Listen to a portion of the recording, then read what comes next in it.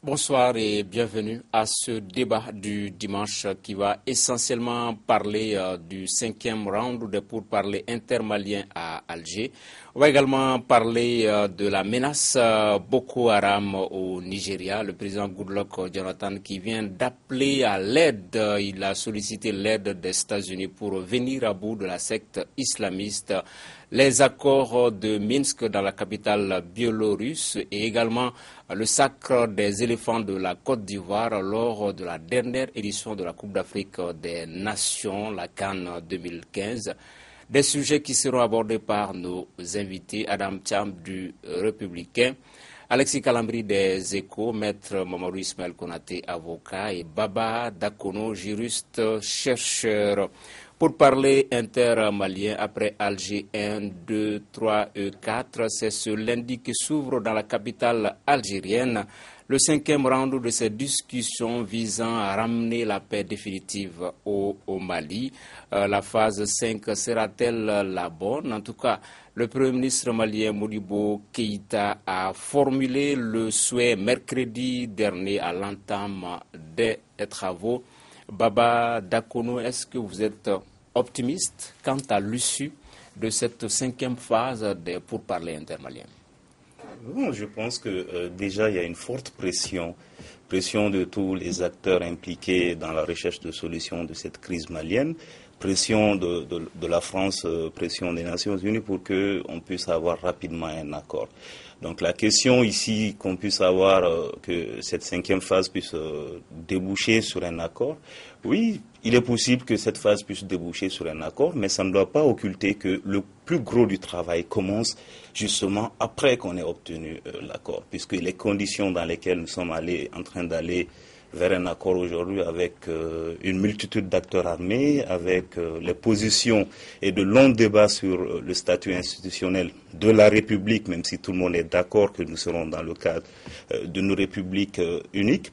C'est qu'il y a des sous-points parce qu'il y a des blocages, énormes blocages par exemple sur des propositions de régions intégrées, blocages sur les dénominations.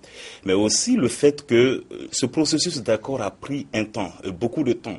Et pendant que le processus prenait ce temps, parce qu'il y a quelque chose qui peut aujourd'hui faciliter, qui pouvait, si on avait par exemple eu un accord en janvier 2014, 3 mois après l'élection présidentielle, où le président de la République bénéficiait du soutien de toute la population. Parce que cet accord va appeler des compromis. Okay. Et pour faire accepter ces compromis, on a besoin de soutien politique. D'accord. Alexis Calambri? Oui, justement, il est presque évident qu'on aura des accords parce qu'on a vu Hollande qui a semblé même marqué de délais. On a vu un peu la lassitude de toute la communauté internationale. Mais tout l'enjeu, c'est vraiment l'après-accord, le contenu, la mise en application. Et comme disait Baba tout de suite déjà, on voit avec les documents préliminaires, tous les débats, toute la contestation qu'il y a eu, ça préfigure déjà de ce qu'il y a à venir.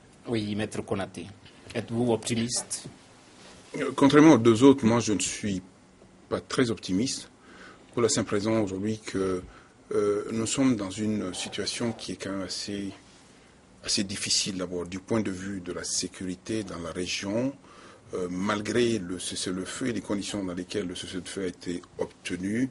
Il y a quand même des soubresauts justement de gens encore qui se baladent avec des armes dans cette région. Deuxièmement, visiblement, on bute à Alger sur des concepts sur lesquels les uns et les autres ne semblent pas s'accorder. Tout cela est dû au fait que c'est vrai qu'il s'est passé suffisamment de temps entre les discussions, les négociations et l'élection présidentielle, comme l'a rappelé Baba d'ailleurs. Donc aujourd'hui, on est en face de la question de la légitimité.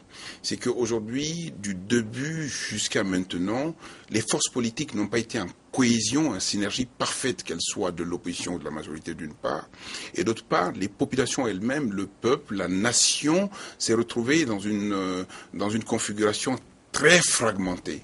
Ce qui fait qu'aujourd'hui, le sujet, c'est les accords, oui, mais quel type d'accord pour le porter et devant qui, sans que aujourd'hui la base essentielle de la population du Mali ne trouve à redire à ce niveau. Je rappelle simplement qu'on doit se souvenir que ces négociations interviennent dans un contexte de fin de guerre qui a vu les 3 régions annexées, prises du moins, Gao, Tombouctou et Kidal, et que c'est la fin de cette guerre qui nous amène aujourd'hui à se retrouver autour d'une table pour parler de négociations, et que de ce point de vue-là, je pense qu'il faut se sortir un peu des situations d'avant-guerre pour se regarder en face. L'objectif premier, c'est de bâtir un Mali nouveau, une république unique, laïque, indépendante et souveraine avec tout le monde. Oui, Adam, c'est pour parler, le 5e round.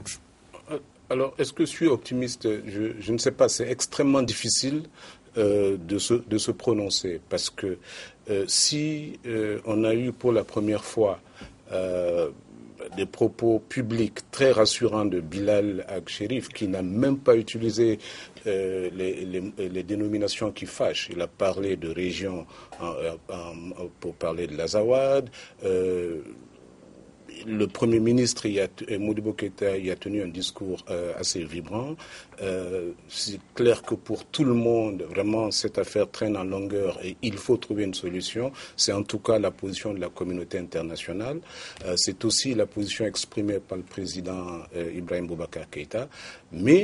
Mais Tabankort est devenu plus important qu'Alger. Ce qui se passe à Tabankort est devenu plus important qu'Alger. Et ce qui se passe à Tabankort, c'est des groupes armés qui s'affrontent.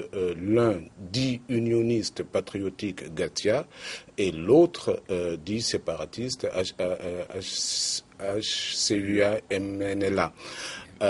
Et je ne crois pas que cette situation plaide pour un accord rapide à Alger, à moins qu'il s'agisse d'un accord sécuritaire. Donc, essayer de faire geler les positions sur le terrain pour que on puisse avoir une espèce d'accord pour la paix à Alger plutôt qu'un accord de paix, parce que l'accord de paix effectivement sera beaucoup plus long et comporte plusieurs volets, dont un volet institutionnel, lequel a été évoqué par Dakono, qui ne sera pas simple à discuter parce que simplement il n'y a pas de consensus national autour de ce préaccord. Ok. Lorsque les deux parties se quittaient en novembre dernier, on parlait d'un préaccord qui faisait notamment allusion à la régionalisation. On dit que cette fois-ci, ce 5e round va être sanctionné par un accord. Cette fois-ci, le médiateur algérien a été strict là-dessus. Est-ce à dire qu'on est en train d'aller inéluctablement vers la régionalisation, Baba, Dakono? Bon, la régionalisation ou la phase au Sénégal, je crois, on a appelé acte 3 de la décentralisation. La régionalisation ou la suite du processus de décentralisation en cours dans notre pays depuis plusieurs années déjà. Mais ce qu'il faut savoir, ça me permet également de replacer cette question de négociation, la question même de la gouvernance, la question de l'organisation de notre territoire, parce que cet accord propose des solutions nationales à un problème qui est survenu dans une partie des territoires. Mais le problème de sous-développement, en fait, qui sous-tend toutes ces questions, est un problème qui est commun à toutes les régions périphériques du Mali. Donc, au-delà des négociations, au-delà de ce qui se passe à Alger, il est aujourd'hui nécessaire qu'on interroge aujourd'hui notre processus de décentralisation, ce qui a d'ailleurs été fait.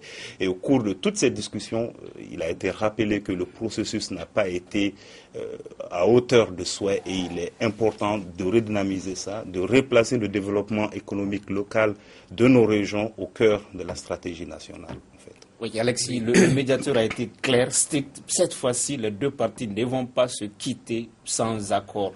Mais ce sera quel accord? Oui, toute la question est à ce niveau. Ce qui est évident, Baba l'a dit un moment, il y a des compromis à faire et peut-être des compromis douloureux. Mais en tout état de cause, tout le monde veut aller à la paix, tout le monde aspire à la paix. Dans le document préliminaire, il y a des notions qui heurtent encore. Est-ce que ça va être accepté en l'état? Est-ce que les positions vont évoluer? Déjà, les discussions préliminaires, de mon point de vue, préfiguraient, donnaient de l'espoir. Parce que, comme il disait, on a vu tout l'hommage que Bilal a adressé au Premier ministre et comment il s'est inscrit dans une volonté d'aller rapidement à la paix. Il est évident qu'il y a des concepts, des notions et des décisions qui vont être très difficiles, qui ne vont pas passer facilement, mais bon, il faut des compromis, mais jusqu'à quel niveau? Oui, Maître Konaté, le préaccord sera peut-être suivi par un accord, mais on a vu les griefs de l'opposition et de la société civile déjà par rapport à ce préaccord-là, et on sait tous qu'on parle beaucoup plus de régionalisation là-dedans. Ça va augurer de quel type d'accord si on venait à le signer? La grande difficulté dans ce genre de négociation, justement, c'est de s'avancer sur des concepts sur lesquels les parties ne sont pas en parfaite symbiose avec. D'abord, les concepts eux-mêmes ne sont pas stables en droit, et deuxièmement, les uns et les autres ont des compréhensions assez difficiles par rapport à ce concept-là. Au-delà de ce concept, il faut juste aller rechercher la problématique. Aujourd'hui, c'est la question de l'occupation de la terre et la question de l'administration de cette terre. Nous avons un territoire et il faut y installer un pouvoir en indiquant quel est le mode d'administration et de gestion de cette terre. Aussi simple que cela. On peut l'appeler décentralisation avancée, on peut l'appeler régionalisation, tout ce que l'on veut, mais l'essentiel aujourd'hui, c'est que derrière le concept, nous puissions avancer un sens. Deuxièmement, c'est vrai qu'il y a de la pression, notamment de la partie algérienne, de la communauté internationale aujourd'hui, à obtenir coûte que coûte, vaille que vaille, un accord à ce niveau. Mais je pense qu'il y a un point au moins qui doit être clair, c'est qu'il n'y a pas de gêne aujourd'hui à dégager les points d'accord, à mettre en perspective les points sur lesquels on n'est pas tout à fait d'accord pour éventuellement les traiter. Il faut éviter justement de bâcler la négociation parce que simplement les objectifs des uns divergent avec ceux des autres à ce niveau-là. Ce qui peut être porté devant le peuple du Mali aujourd'hui, à minima, c'est véritablement le mode d'administration, la régionalisation qui ne semble pas choquer aujourd'hui, la question du pouvoir à installer, la question des rapports sur ce territoire et la question des rapports entre ce pouvoir local et le pouvoir central. Voilà le débat. Il faut y aller mollo. Il faut aller simplement à la cueillette des points d'accord et éventuellement mettre en perspective des points de non-accord pour travailler encore davantage là-dessus. Ok, Adam Thiam, est-ce qu'il faut se hâter? Est-ce qu'il y a urgence à avoir vaille que vaille, coûte que coûte un accord maintenant et tout de suite? Je pense que même si on se presse, on peut ne pas avoir d'accord cette fois-ci à Alger. La question n'est donc pas est-ce qu'il faut se presser ou est-ce qu'il ne faut pas se presser, mais est-ce que on peut, dans la situation actuelle où il y a un affrontement sur le terrain, où il y a une situation de guerre civile qui est créée, parce que n'oublions pas que du Gatia au Assia et Menela, c'est la communauté touareg qui s'affronte, et que si on signe aujourd'hui un accord à Alger pour la paix, il va falloir, enfin pour l'intégrité territoriale, il va falloir effectivement ancrer la paix, et c'est devenu plus difficile maintenant qu'avant. Et donc la question n'est pas est-ce qu'on peut ou ne pas avoir un accord cette fois-ci à Alger. La question c'est quel accord peut-on avoir à Alger? Je ne crois pas qu'on puisse avoir vraiment un accord politique sur le fond. Je pense qu'il est possible d'avoir un accord sécuritaire qui va porter simplement, comme l'a demandé d'ailleurs les notables de Gao, l'ont demandé les notables de Gao, sur le gel des positions. Il faut dire que le gouvernement était même dans cette mouvance-là, geler les positions que tout le monde a violé après l'accord de cessez-le-feu du 23 mai. Pour rebondir sur la question de la régionalisation, oui, c'est-à-dire si on a un accord politique après, donc que ce soit à Alger ou à Bamako après, oui, il est clair que la régionalisation en tant que instrument de la décentralisation est peut-être la réponse qu'il faut. La régionalisation en elle-même n'est pas une mesure institutionnelle, ce n'est pas une politique. Et puis, lorsqu'on aura décidé ça, il faut savoir quel type de régionalisation on veut. Il y a plusieurs exemples. Et quand on aura décidé tout ça, il faut voir maintenant quelle est la part que l'État peut affecter aux régions. dans le budget. Et il faut prendre simplement l'exemple de cette année où jamais on a autant parlé de régionalisation. Regardez la structure du budget, regardez ce qui est dévolu aux régions et vous verrez qu'effectivement, il y a loin de la coupe aux lèvres. La régionalisation peut être un slogan creux, mais la réalité est que nous sommes un État qui dépense encore une grande partie de ses ressources sur la capitale. Et je ne crois pas que ce soit simplement Tombouctou, Gao ou Kidal qui vont s'insurger contre ça. Je pense que toutes les régions désormais vont ouvrir les yeux sur la manière dont les ressources sont partagées. Ok, Alexis Karam. La régionalisation, décentralisation est une problématique importante. Mais je pense là où il y a le plus d'enjeux, où en tout cas on peut avoir des poussées de fièvre, c'est par exemple la réintégration, par exemple. Ça, c'est des questions qui ne vont pas passer facilement, qui vont poser beaucoup de problèmes et faire beaucoup de remous. Donc ça, C'est là-dessus qu'on attend véritablement les hommes politiques du Mali. Parce qu'il faut être très réaliste. Une fin de guerre, c'est aussi d'énormes sacrifices, y compris la réintégration. Ce sont des choses qui ne sont pas faciles. Mais en réalité, elles deviennent difficiles lorsqu'on ne les a pas appréhendées dans leur globalité. Avant la réintégration, je pense qu'il faut qu'il y ait de la justice dans ce pays. Et ce contre quoi les gens se rebellent, justement, son jeu de mots d'ailleurs, c'est de dire aujourd'hui qu'ils condamnent le principe de l'impunité. Le fait aujourd'hui que le préalable de la réintégration soit d'abord la justice est une donne avec laquelle il faut compter. Et je pense que les uns et les autres doivent être conscients là-dedans qu'au bout du compte, le lendemain d'une guerre, d'une fin de guerre, c'est toujours des sacrifices énormes, des pilules qui sont assez difficiles à avaler. Et de ce point de vue-là, il ne faut pas se leurrer, il faut donner pour que l'on puisse avancer. Okay. Mais là où il y a peut-être on peut un peu être d'accord avec Alexis pour dire que cette fois-ci la réinsertion va être extrêmement difficile, c'est que les fois précédentes, les réinsertions qu'il y a eu sont décrites par la population comme effectivement des périodes où l'armée a formé des rebelles qui ont ensuite rejoint la rébellion. Et donc il y a un précédent qui rend la chose extrêmement difficile. Et puis il y a la manière dont la crise est vécue, perçue et instrumentalisée. Je pense que dans la situation de polarisation actuelle, il va être extrêmement difficile de poser la question de la réintégration, simplement parce que nous sommes arrivés à l'équation très simple que HCUA MNLA égale partition du territoire et par conséquent, on ne voudra pas effectivement de leurs militants, enfin de leurs soldats. Ok, Babara Kono. Ok, non, je rejoins mes prédécesseurs sur la difficulté que va poser la question de la réintégration. Seulement, je prends l'exemple de 2 points. La première, c'est que l'état d'esprit aujourd'hui, parce qu'on parle de réintégration, le premier acteur, ce sera les militaires. Il faut prendre en compte donc l'état d'esprit aujourd'hui des militaires prêts à recevoir ces personnes avec lesquelles ils se sont combattus récemment. Il y a des bons exemples, il y a des mécanismes qui ont permis, mais dans tous les cas, ça a été un long processus d'aboutir à une réintégration qui a fait moins de dégâts.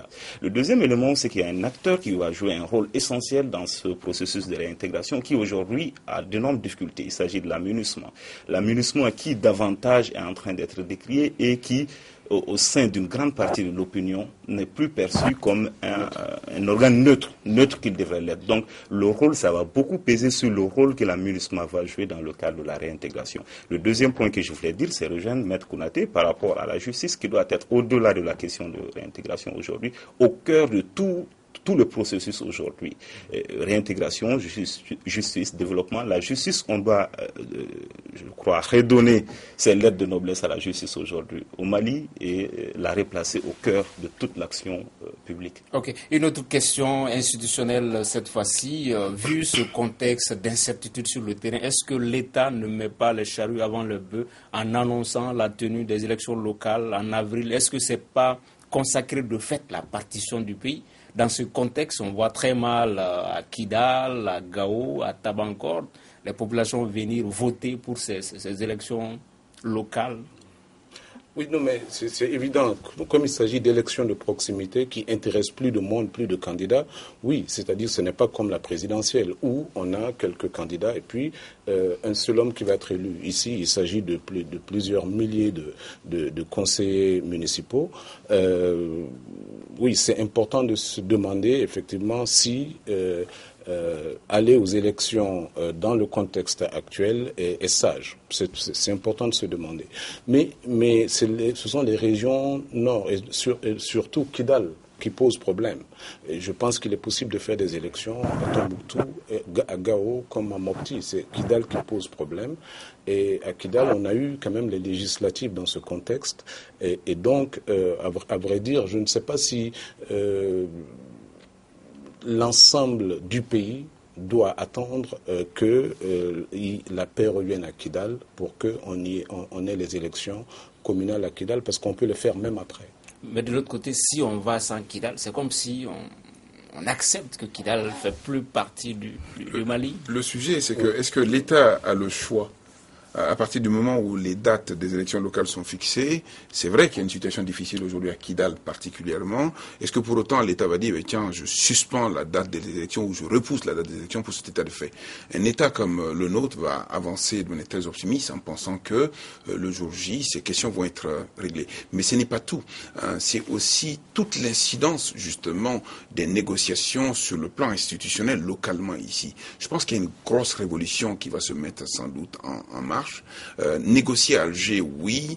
Régler le problème du Nord, oui. Mais en même temps, il faut en profiter aujourd'hui pour régler le problème d'ensemble du Mali, de la tête aux pieds d'un point de vue institutionnel. Ok, deuxième thème de cette émission, qui pour vaincre Boko Haram, en tout cas ce ne sera pas le Nigeria.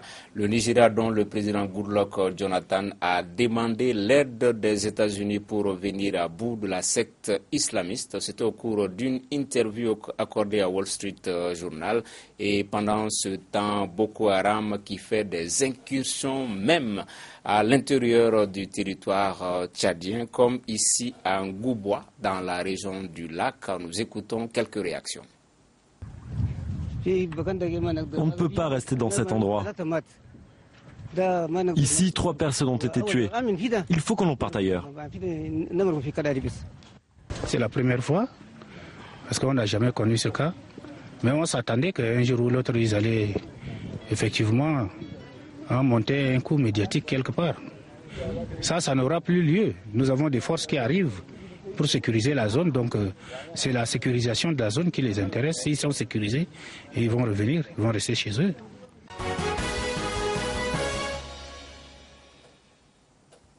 Voilà un aveu d'impuissance du président nigérian Maître Konaté qui appelle les États-Unis à venir combattre la secte islamiste Boko Haram.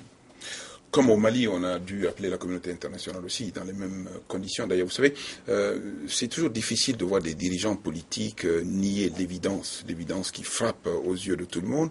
Et c'est tellement plus simple de réagir avant en prenant le devant. Vous évaluez très vite vos forces et vous vous rendez compte que vous n'êtes pas capable de réagir. Vous faites appel à la communauté internationale parce que simplement vous êtes les forces légales et régulières qui sont implantées. Aujourd'hui, la réaction du président Goodluck est une réaction qui est tardive, qui n'est même pas responsable d'un point de vue politique. Et deuxièmement, elle fait appel aujourd'hui aux États-Unis. N'oublions pas qu'il avait quand même offert justement ses services pour intervenir à ce niveau-là. Et troisièmement, le président Goodluck intervient aujourd'hui à un moment où visiblement Boko Haram est totalement en parfaite symbiose avec ses objectifs. Boko Haram est arrivé aujourd'hui à s'en prendre à 3 États en même temps, le Tchad, le Niger et le Cameroun. Et deuxièmement, Boko Haram est arrivé aujourd'hui à créer une sorte de psychose. Vous avez vu ce gouverneur de région qui dit que c'est un coup médiatique. C'est pas un coup médiatique parce qu'au bout du compte, il y a quand même 3 personnes qui ont été égorgées dans cette région-là. Et troisièmement, aujourd'hui, où la communauté internationale va prendre conscience aujourd'hui des dangers réels de Boko Haram, parce qu'ils avancent, ils reculent pas. Et bientôt, ils vont sérieusement menacer le Niger, et à partir du Niger, tous les pays qui sont alignés à ce niveau-là. Je pense que simplement, il faut que les Africains soient responsables. On ne l'est pas. Il faut qu'aujourd'hui, la communauté internationale aide l'Afrique aujourd'hui à s'avancer pour combattre cette menace qui n'est plus de la rigolade, qui est une menace très très réelle, qui déstabilise nos États, qui déstabilise nos institutions et qui crée une psychose dans les populations. Oui, Alexis, par rapport à la communauté internationale, est-ce qu'il faut s'attendre à quelque chose justement de la part de cette communauté internationale, après ce qui s'est passé notamment avec les jeunes filles, les lycéennes? On avait vu une levée de boucliers. Non, je pense que le pourrissement, c'est vraiment la responsabilité du président nigérian qui n'a pas pris, soit il n'a pas pris la mesure de la situation, soit il l'a pris à la légère, ou il avait d'autres calculs. Mais en tout état de cause, il n'a pas eu la réaction qu'il fallait, il a laissé pourrir, et c'est devenu une hydre qui n'est pas facile à contrôler. Mais je pense que la communauté internationale a pris la mesure du danger, a vu comment ce mouvement se comporte réellement, qui n'a pas de règles. Donc je pense que, en tout cas, Boko Haram est parvenu à internationaliser la question et a fait que tout le monde aujourd'hui se donne la main, et obligeant même le président nigérian Goodluck à reconnaître, sa faiblesse et à faire appel aux autres. Baba, désormais qui pour vaincre Boko Haram?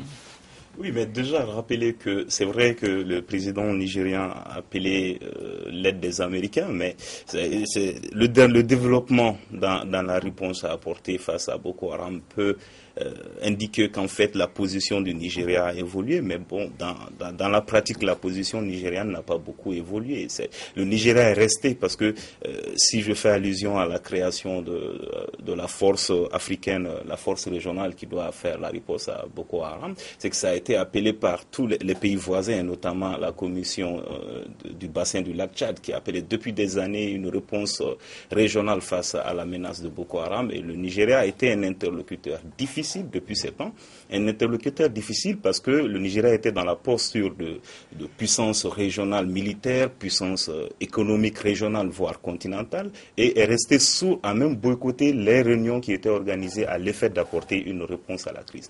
Et en revenant à la dernière solution, la force régionale, si on prend cette force, en fait, ce n'est pas une réponse qui va permettre l'intervention telle que c'était le cas avec la MISMA, avec l'armée nigériane en tête, appuyée par les autres, mais c'est une réponse pour empêcher l'expansion de la menace de Boko Haram, puisque la force va être contenue dans les frontières, dans les pays, au niveau des zones frontières du Nigeria. Donc en fait, tout indique que la position nigériane n'a pas beaucoup évolué et que le Nigeria reste ce pays sourd en fait à l'appel de la communauté internationale pour apporter une réponse africaine à cette question. Dans l'interview, Goodluck Jonathan dit qu'il y a des djihadistes qui combattent l'État islamique, que lui souhaiterait les voir sur le sol nigérian. Est-ce que c'est utopique? Est-ce qu'un jour il faut s'entendre à voir les djihadistes combattre Boko Haram sur le sol, sur le territoire nigérian?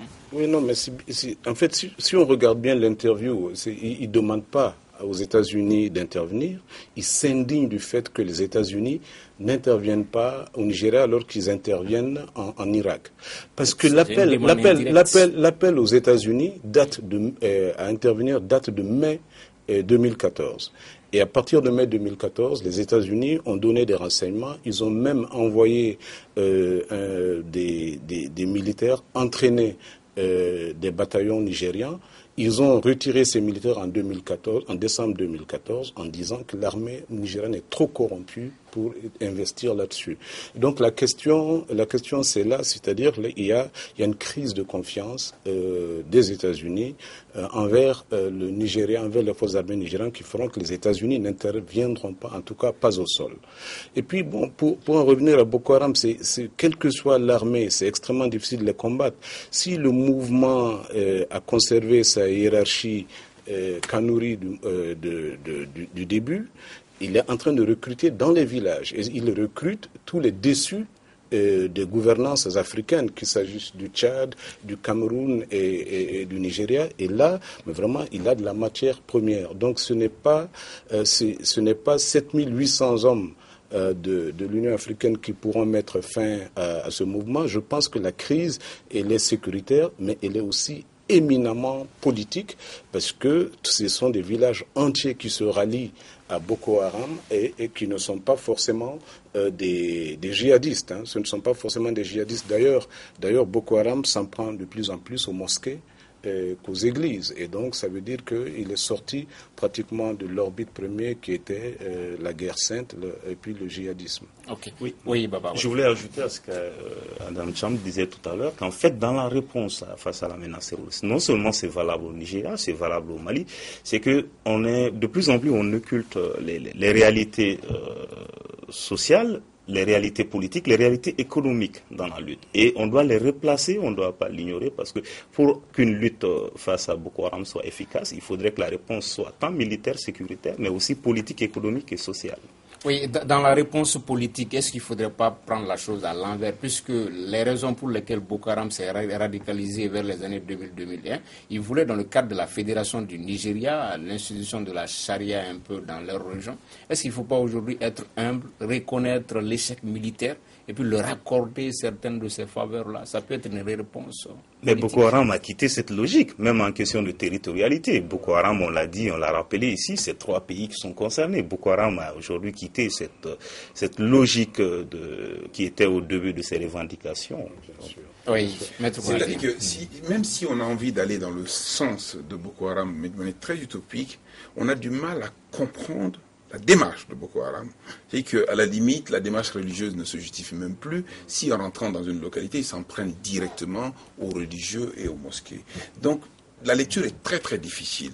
Bien évidemment, il ne faut pas exclure tout cela, mais même en essayant de trouver les meilleures explications, on a quand même du mal en face. Je termine juste avec un copain avec lequel j'étais en train de discuter qui me dit, mais Boko Haram, là, quelle est la solution? Je dis, mais selon toi, quelle est la solution? Il me dit, mais si on n'arrive pas à leur taper dessus, autant qu'on se mette avec eux pour parler. Ouais. On ne peut pas négliger, Alexis, s'il vous plaît, on peut pas négliger la piste politique, c'est-à-dire de l'instrumentalisation politique. Certains reprochent à Jonathan Goodluck d'utiliser Boko Haram pour qu'il n'y ait pas d'élection au nord.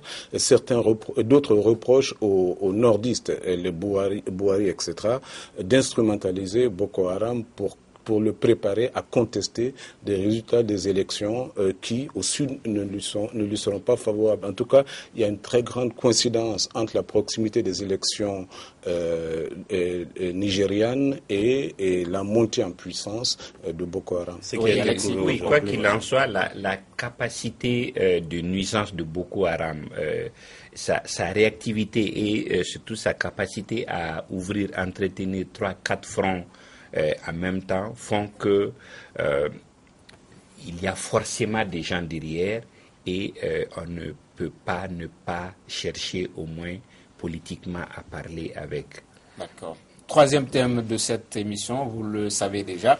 Depuis la semaine dernière, la Côte d'Ivoire a remporté la 30e édition de la Coupe d'Afrique des Nations, la CAN 2015. Une victoire, on ne le souligne pas assez, qui intervient à quelques petits mois de la présidentielle, à laquelle est justement candidat le président Alassane Ouattara. Baba, quelles peuvent être les implications positives sur la réconciliation nationale dans ce pays?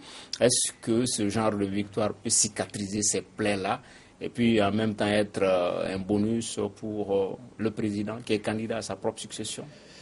Dans un temps, oui, l'euphorie peut amener les gens à oublier tout ce qui s'est passé pendant un temps, je l'ai dit, mais je crois qu'on va vite revenir à la réalité et il va falloir faire face à ce processus de réconciliation en apportant les réponses politiques, les réponses judiciaires qui l'accompagnent. C'est vrai que c'est quand même une équipe composée de plusieurs communautés ivoiriennes notamment qui aujourd'hui on demande à être réconciliées. On peut être amené à penser que cette victoire des éléphants de la Côte d'Ivoire peut raviver les cœurs et les apaiser, les amener à se réconcilier systématiquement. Mais l'euphorie, c'est pour un temps, c'est pas tout le temps. Alexis, un quotidien a titré Ouattara était favori avant la victoire, mais maintenant il est archi favori. Oui, non, si vous avez vu, tout de suite, après le match, Ouattara était le premier à faire un tour de la ville. Il a su manager pour tirer à lui le gain politique de cette victoire. C'est de bonne guerre et ça lui fait en tout cas un argument de campagne de plus. Il a le droit d'en user et je ne vois pas pourquoi il va s'en priver. Surtout qu'il y avait eu le 3e pont aussi. Voilà, c'est ça. Oui, moi j'ai vu le 3e pont, c'est merveilleux. Voilà. Et contrairement aux 2 autres, d'ailleurs, moi mon cœur était plutôt ghanéen. Je n'ose pas le dire parce que j'ai perdu. Vous savez, j'étais persuadé que le Ghana allait gagner. J'ai fait un gros pari d'ailleurs là-dessus et j'ai perdu. Très dommage. Mais pour revenir au président Alassane Dramane Ouattara, non, très dommage parce que j'ai trouvé que le Ghana avait une très très belle équipe. Il y avait une parfaite cohésion sur le terrain et puis il n'y avait pas de raison que ce pays-là ne puisse pas savourer depuis si longtemps justement. Non, mais les deux ont joué avec le cœur et souvent c'est ce qui manque. Le cœur, ça fait la différence. Comme Daouda le sentimental, entre 2 cœurs, mon cœur balance, c'est ça, balance, c'est ça, rebalance. Oui, non, simplement pour dire que Alassane Dramane Ouattara est dans une bien meilleure position avec la coupe que sans la coupe. Okay. Bien sûr, moi je commencerai par là, c'est-à-dire c'est beaucoup plus facile pour lui aujourd'hui effectivement de rempiler. Mais au-delà du sport, je crois que la Côte d'Ivoire récolte les fruits comme le Ghana, si le Ghana avait gagné, on aurait pu dire la même chose, récolte les fruits de sa politique. D'investissement dans le sport, c'est-à-dire il y a des écoles de foot, ça fait des années que ce pays propose quelques-uns des meilleurs joueurs dans les championnats européens. Cela fait plusieurs années qu'elle est à la phase finale de la CAN. Vraiment, ça me paraît justice que la Côte d'Ivoire remporte ça. Et puis, au-delà du sport, il y a quand même l'aspect politique, c'est que c'est pratiquement une équipe arc-en-ciel qui a joué dans un pays qui a besoin de réconciliation, ça pèse, et c'est la raison pour laquelle, je crois, ils ont pu facilement mobiliser 1 million de personnes dans la rue.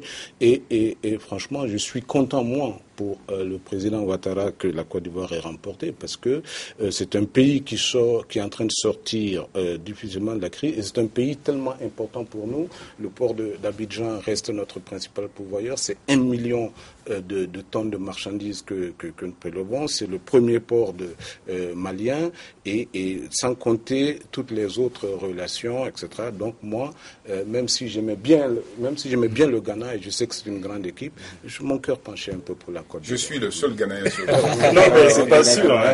Pour le moment, c'est pas sûr que vous soyez le seul Ghanéen sur le terrain. Mais ceci dit, sur le plateau. Sur le plateau. Ado, j'étais pas un partisan. J'ai défendu Babo, mais il a fait ses preuves. C'est un bon manager. J'aimerais que le chef d'État prenne exemple. On a vu toute la communication autour de l'arrivée des éléphants. Bien sûr, c'est tout à fait normal. Un pays sérieux travaille du début jusqu'à la fin de manière professionnelle. Et il n'y a pas de mélange là-dedans. Quand on travaille très bien, on récolte le fruit de son travail. C'est pour dire simplement, Alexis, qu'on peut être même de droite, c'est-à-dire non révolutionnaire, de droite, et travailler et réussir et charmer des révolutionnaires. Oui. Et ce que Adam disait tout à l'heure par rapport à la préparation, les écoles, les scores, c'est qu'on est ravis quand même que dans cette équipe, il y a quand même des rescapés de la génération académie, la génération des Okora, des Drogba, qui ont pensé à aller prendre depuis des années la coupe. Bon, heureusement, il y avait des rescapés, dont le capitaine de cette génération académie qui a pu donner cette coupe aux éléphants quand même. Oui, quand même, c'était la 3e finale des éléphants en 8 ans. Dernier thème de cette émission, les dirigeants français, allemands, russes et ukrainiens ont signé jeudi dernier dans la capitale biélorusse un accord de paix sur le terrain. Le document préconise la définition d'une ligne de démarcation entre forces ukrainiennes et séparatistes pro-russes dans l'est du pays. Mais le président ukrainien Petro Poroshenko n'est pas très emballé. On va l'entendre tout de suite. Je n'encourage personne à se faire des illusions. Je ne veux pas avoir l'air d'être naïf. Nous avons encore un long chemin devant nous pour parvenir à la paix. Voilà, un très long chemin pour parvenir à la paix. Alexis Kalambiri, est-ce que cette fois-ci il faut croire en Vladimir Poutine ? Non, le problème n'est pas Poutine. Le problème n'est pas Poutine. Le problème, c'est le président ukrainien qui s'est laissé instrumentaliser par les Français, les Allemands et l'Union européenne. Ah bon? Oui, le problème est parti du simple fait que ils ont voulu, disons, contrebalancer les rapports de force. Ils ont voulu, fragiliser la Russie sur ses derniers retranchements après avoir travaillé à la partition de la Grande Russie. Non, le problème n'est pas Poutine. Poutine est dans une posture de défense et il joue ses cartes. Maître, est-ce qu'on peut dire que Poroshenko s'est laissé instrumentaliser par la France? Non, il est bien naïf. Ouais. Ses mentors se sont mis d'accord avec la Russie et cette affaire est réglée. Et lui seul n'a pas l'air de se rendre compte et c'est bien dommage. Deuxièmement, ceci dénote également de ce que quand la communauté internationale décide vraiment de se regarder en face dans une position d'égalité, de respect absolu, on arrive toujours à régler les choses. Parce que simplement le lendemain de l'accord, le cessez-le-feu est quasi parfait. Il y a encore des soubresauts à ce niveau-là. Et dernier point, le monde doit être rééquilibré. La Russie ne doit pas rester en rade. Le fait que la Russie reste en rade a une conséquence très négative et qui donne l'occasion de voir en face une certaine arrogance occidentale et ce qui peut expliquer justement tous les extrêmes à ce niveau, y compris les extrêmes religieux à ce niveau-là. Je pense que la Russie doit revenir progressivement pour stabiliser. Bien évidemment, je ne suis pas un défenseur de la Russie, parce que le comportement de la Russie d'un point de vue politique n'est pas tout à fait très orthodoxe à ce niveau-là. Mais l'équilibre du monde est important pour que le monde soit suffisamment bien administré. Baba Dakono. Je crois que la situation est résumée. Dire que l'équilibre du monde doit encore se jouer, je crois qu'on est revenu 40 ans en arrière, encore se jouer entre l'Occident et la Russie. Mais je crois que oui, je ne dis pas que Poutine n'est pas le problème ou qu'il n'est pas tout le, mais en fait c'est quand même une partie du problème. On ne va pas dire pour ces raisons ne sont pas justifiées. Oui, pour rééquilibrer le monde, ça peut être justifié. Autant Poutine c'est une partie du problème, autant l'Europe occidentale c'est une partie du problème, autant les Américains c'est une partie du problème. Mais ce qu'il faut savoir, je comprends pas. Dans ce cas, la solution, ça peut être quoi? La solution, je crois que les Russes l'ont donnée parce qu'il faut replacer cette crise en Ukraine, la crise en Syrie et la crise un peu partout dans le monde dans un cadre de redéfinition. Les Russes ont d'ailleurs appelé au lendemain de ce qui s'est passé en Syrie ou ce qui s'est passé en Syrie, les Américains, les autres, à redéfinir la carte stratégique du monde. Donc en fait, c'est une énorme question géostratégique qui se joue derrière ces différents conflits. Mais pour revenir à la question de ce qui s'est passé en Minsk, de l'accord, c'est que moi, personnellement, je ne vois pas comment les gens se réjouissent déjà de cet accord. Parce que moi, ce que j'ai vu, c'est que cet accord soulève plus de problèmes que de solutions. C'est vrai que ça va au-delà de ce qui avait été fait en septembre, mais je prends juste l'exemple de la question des frontières, parce que personne n'est déjà sur la date à partir de laquelle on définit les zones occupées, personne n'est d'accord. Pour certains, c'est à partir du 19 septembre, pour d'autres, c'est à partir du 15 février à 23h, à 22h, à 21h59 pour les autres. Donc en fait, il y a beaucoup de problèmes, et quand on parle de solutions politiques globales, en fait, l'accord ne prévoit aucune solution politique globale. L'accord soulève plus de problèmes aujourd'hui que ne propose de solutions. Non, mais l'accord reflète le rapport de force. Exactement. Et puis le rapport de force, c'est quoi? C'est la peur, le complexe de l'Occident vis-à-vis de la Russie. Au départ, le problème était très simple. L'Ukraine a choisi de se rapprocher de l'Europe et Poutine ne voulait rien entendre. Il a prétexté la présence des populations russes en Ukraine pour envahir, mais Hitler avait fait exactement la même chose pour les Sudètes. Donc au plan moral, franchement, je ne pense pas que Poutine soit défendable. Au plan moral, ce à quoi on assiste, c'est simplement le lâchage de la population ukrainienne qui est dans son bon droit par l'Occident, qui est dans ses calculs géostratégique ou même peut-être sa peur métaphysique de la Russie. Voilà. Okay, d'accord. Oui, donc, mais je voulais juste dire un dernier un clin d'œil à Serge Daniel quand même. Il n'est pas là, il paraît qu'il est avec sa maman à Cotonou. Serge, salut. Voilà, donc c'est sur ce que prend fin ce numéro du débat du dimanche. Merci de l'avoir suivi. Nos invités étaient Adam Thiam du Républicain, Alexis Calambri des Échos, Maître Mamadou Ismaël Konaté, avocat, et Baba Dakono, juriste chercheur. Merci de l'avoir suivi. À la semaine prochaine pour un autre débat.